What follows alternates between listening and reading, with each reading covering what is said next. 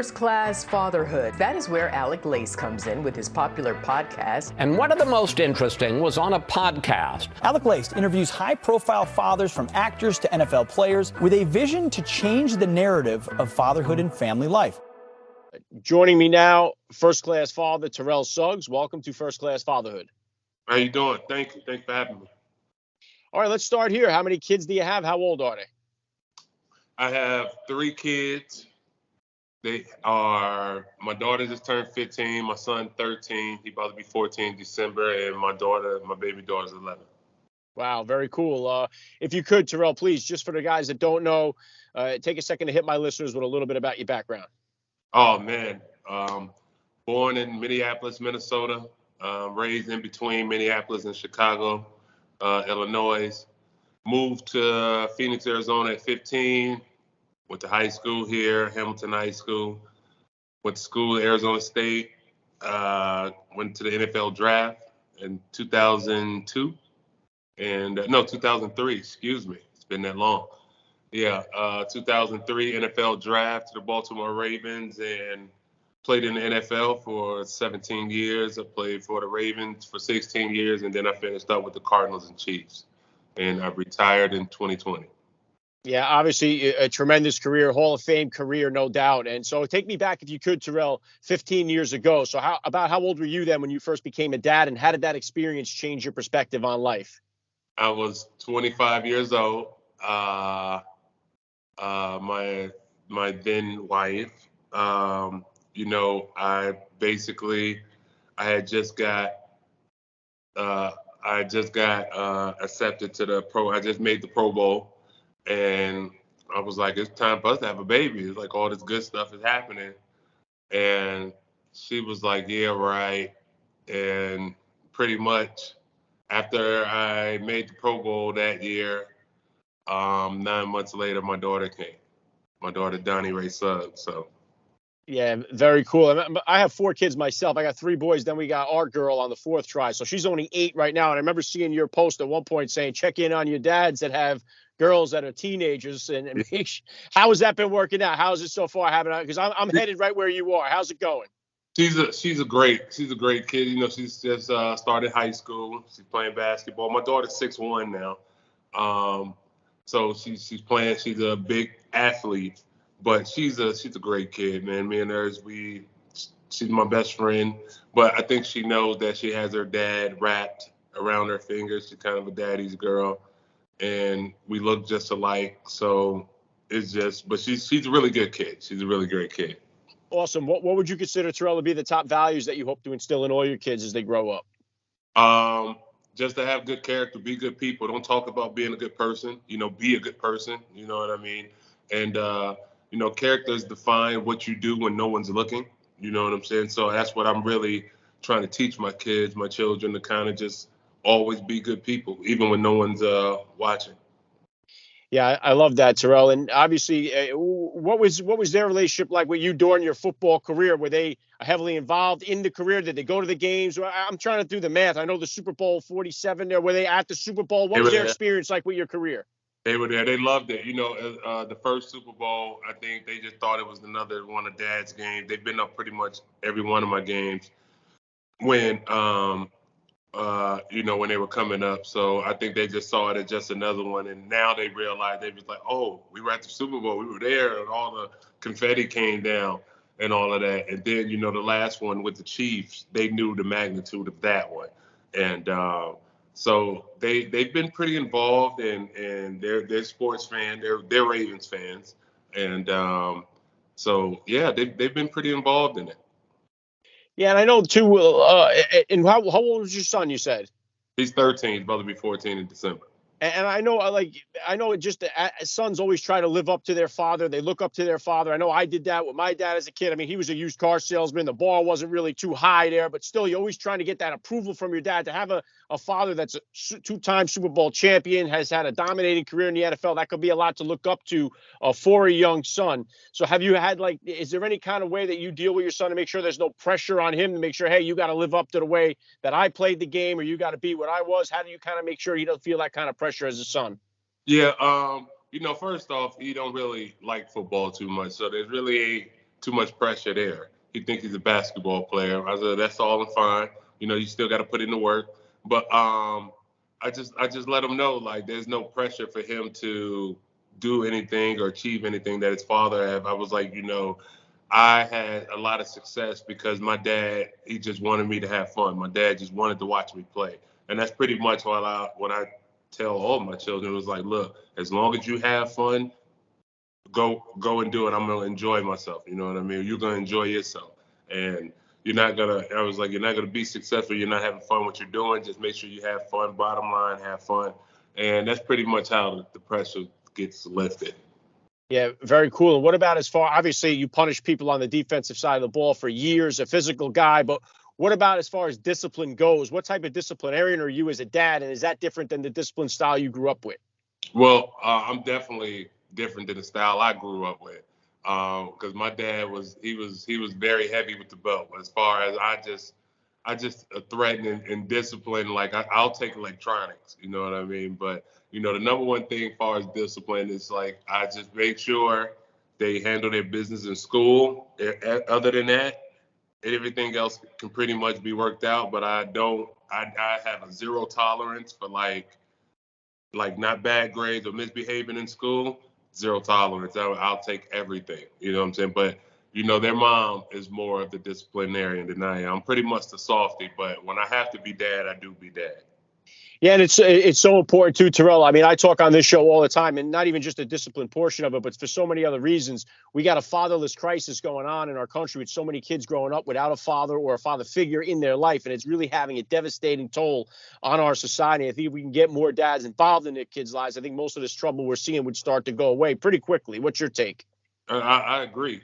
It definitely we need to be, fathers need to be more hands-on, but I think also we need more acknowledgement of the fathers that are, hands-on, you know what I mean? And that are in their children's lives, that do go to games and that support their children. So, it's both of those things, you know what I mean? It's like, the lack of father in the home that, we need to pay attention to, but we also need to pay attention to the fathers that are there and that are doing a fantastic job. Yeah, very well said, Terrell. And I always love to ask the NFL dads that I get on the pod. I know you said your son's not interested in football, but for a lot of dads, it's a difficult decision, especially with everything going on as far as what we do know, what we don't know about CTE and everything else, whether or not to let their kids play contact sports, tackle football. So in your opinion, what would you say is like a good age for parents to consider letting their kids play tackle football?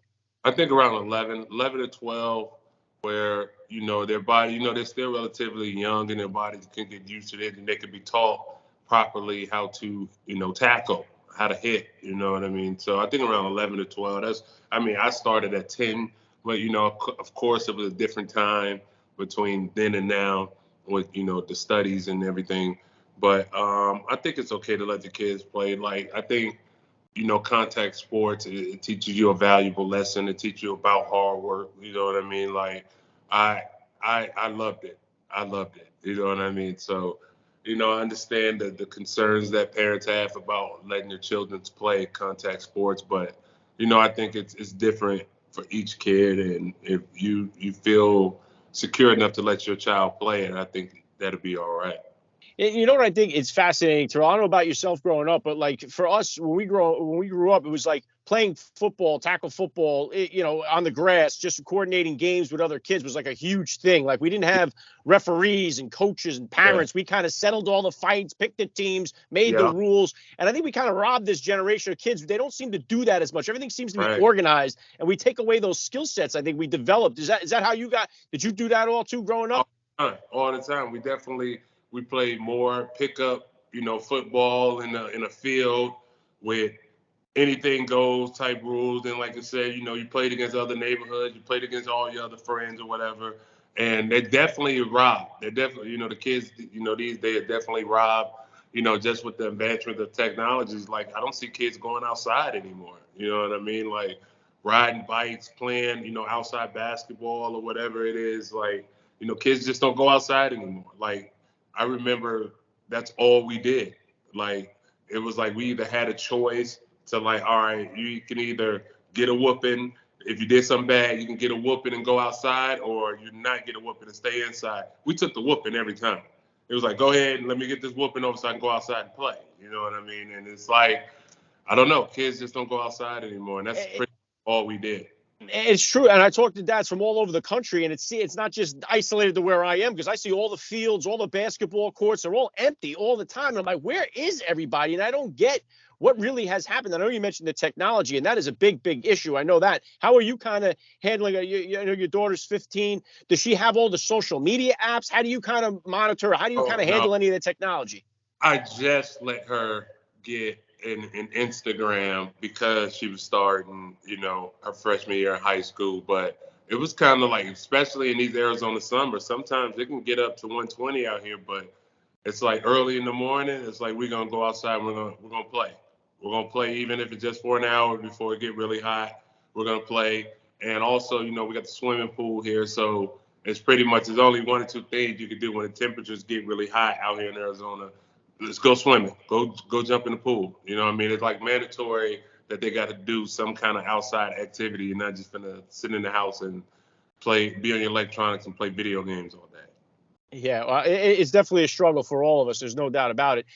And not fatherhood related, but since I got you here, I mean, I know in the NFL there's been so much controversy with these roughing the passer penalties in the game. And I don't know. I mean, I think I wanted to get your take on what you're seeing from being, you know, playing the game for so long at a physical level.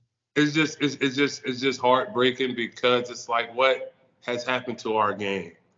What has happened to our game? It's like, I definitely agree with player safety, but you know, every man on that field, there's no man should be valued more than the other. You know, all of us that decided to play this lovely game, we understand that it's a physical game. You know, and sometimes it can be dangerous. You know, I mean, we all signed up for that, but you can't just. It's just really heartbreaking because you see certain players getting certain calls, and then certain players it was pretty much free reign on. You know what I mean? Like, I understand, you know, like I said, we're trying to clean up player safety. We're trying to, you know, we want to be very particular when it comes to the concussion protocols and everything like that. But a football play is a football play. And I think they're just getting a little out of hand, a little too touchy-feely about a contact sport, as we agreed on. And I think it's definitely it needs to be addressed, and we need to definitely let the players play and call the appropriate call. Yeah, obviously very frustrating for the fans. I can only imagine how frustrating it must be for defensive players, especially that are playing right now. I mean, to be hamstrung, handcuffed like that, got to be devastating. And obviously mentioning, too, that you had a legendary career. Your legacy is secure in the NFL with what you've accomplished. But what would you say you want your legacy to be as a dad, as a father? I don't know. I would love for my children to say that my dad was always there. My dad was dad. I can always depend on my dad. My dad never, you know, put any added pressure. Always supported them. And I didn't just, you know, spoil my children. That I disciplined them and I taught them the value of life and you know, the life lessons that comes with it. You know what I mean? So I would just love to get a good, you know, have a good career as a dad. Yeah, and since your NFL career has ended now, what is going on with you? What kind of projects you're working on? What's keeping you busy? What are you focusing on? What are your goals for the future? Well, you know, I'm getting back into, you know, my writing and my film producing career, but so far I just really been enjoying kind of just being an AAU dad. My daughter and my sons, you know, they're playing pretty much, I think it's called EYBL now. You know, it's kind of like took over for AAU basketball. So I've been having like a blast just going to the games. So, you know, I'm having a lot of fun watching my children play right now. So, yeah. Very, very cool. The last thing I want to hit you with here, Terrell, I'd love to ask all the dads that I get on the podcast, what type of advice do you have for that new dad or for that about to be father who's out there listening? Oh, man, get your sleep, because you're now on their time. You are now on their time. Like, babies don't have any office hours. It's like if it's 3 or 4 a.m. and that baby's crying and hungry, you're going to have to go out there and get them. But, you know, that builds a relationship. You know what I mean? Your baby's imprinting on you, and I think that's the most awesome thing in the world, you know, to hear the cries of your child. So, just get your get your sleep when you can and enjoy this ride. Yeah, very well said. I love the message. This has been a lot of fun for me. I got to say, Terrell Suggs, you're a first-class father all the way, and thank you so much for giving me a few minutes of your time here on First Class Fatherhood. I appreciate you. Thank you. You have been listening to First Class Fatherhood. First Class Fatherhood is a family-made media podcast. Please visit www.firstclassfatherhood.com or www.familymade.com to find out more details. You can order First Class Fatherhood advice and wisdom from high-profile dads on Amazon.com or wherever books are sold. Thank you for listening to today's podcast. Proverbs 22:6 tells us, "Train up a child in the way he should go, and when he is old, he will never depart from it." God bless, and I'll catch you next time.